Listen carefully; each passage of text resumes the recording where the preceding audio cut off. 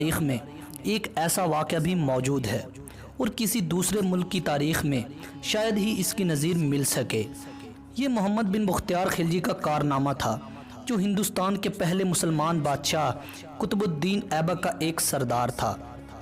محمد بن بختیار کے کارنامے افسانوں سے بھی زیادہ عجیب ہیں۔ یہ ایک معمولی آدمی تھا۔ پہلے اس نے غزنی میں سپاہی بھرتی ہونے کی کوشش کی مگر کامیاب نہ ہو پایا۔ پھر دلی پہنچا، یہاں بھی اس سے کوئی جگہ نہ مل سکے تو بدایوں کی طرف چلا گیا۔ اسلامی حکومت کی مشرقی سرحد پر تھوڑی سی زمین مل گئی اور اس نے اپنے طور پر کچھ سوار بھرتی کر لیے۔ 1197 عیسوی میں 200 سواروں کو لے کر اس نے بہار پر حلہ بول دیا اور تھوڑے ہی دنوں میں پورے علاقے پر قابض ہو گیا۔ قطب الدین ایبک اس زمانے میں بادشاہ نہ تھا بلکہ سلطان محمد غوری کی جانب سے نائب السلطنت تھا۔ اسے محمد بن بختیار کے اس کارنامے کا علم ہوا تو اعلیٰ درجے کا خلعت عطا کیا اور اس کو فتح کیے ہوئے علاقے کا حاکم بنا دیا۔ اب محمد بن بختیار کو اپنی مردانگی اور کاردانی کے جوہر دکھانے کا پورا موقع ملا۔ اس نے ایک فوج تیار کی اور بنگال کے راجہ رائے لکشمن سنگھ کی راجدھانی ندیا کا رخ کیا۔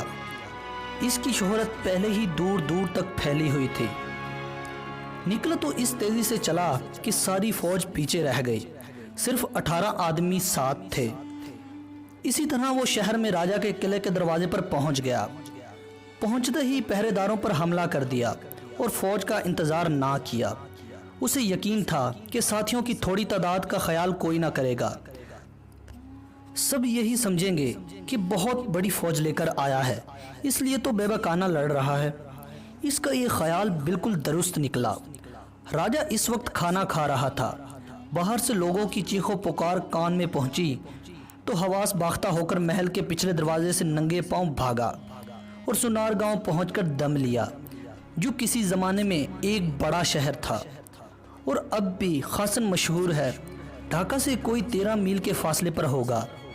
پہلے قدم پر شکست کے بعد راجہ کے لیے کہیں جم کر لڑنے کی کیا صورت تھی۔ تھوڑے ہی دنوں میں محمد بن بختیار بہار کی طرح پورے بنگال پر قابض ہو گیا اور اپنے کارناموں کی ایک ایسی یادگار چھوڑ گیا جو بڑے آدمیوں میں سے بہت تھوڑے انجام دے سکتے ہیں۔ دوستوں، اگر آپ کو ہماری آج کی یہ ویڈیو پسند آئے تو ہماری اس ویڈیو کو لائک کیجیے اور ہمارے چینل کو سبسکرائب کیجیے اور بیل آئیکن پر پریس کیجیے تاکہ آپ کو ہماری لمحہ بے لمحہ معلوماتی ویڈیوز ملتی رہیں۔ بشرط دیگر ہمیں اپنی رائے سے بھی آگاہ کیجیے۔